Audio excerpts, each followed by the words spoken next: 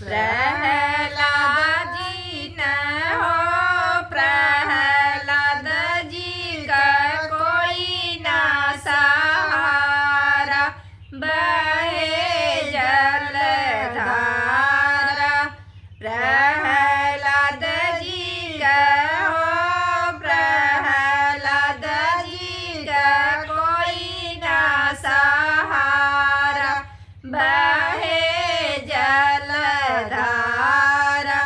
जब प्रहलाद जी पर्वत से गिरावल गईले, जब प्रहलाद जी पर्वत से गिरावल गईले, वहाँ राम जी न हो वहाँ राम जी भइले सहारा, बहे जलधारा।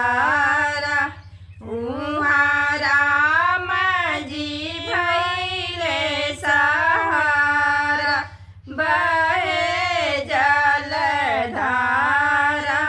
प्रहलाद जी न हो प्रहलाद जी का कोई ना सहारा, बहे जलधारा।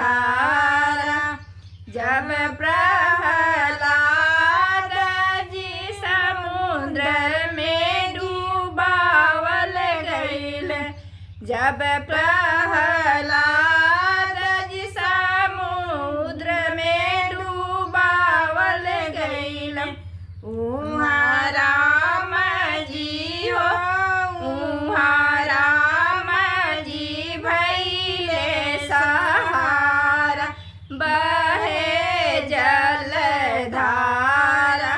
वहाँ राम जी हो वहाँ राम जी भइले सहारा, बहे जलधारा। प्रहलाद जी हो प्रहलाद जी का कोई ना सहारा, बहे जलधारा।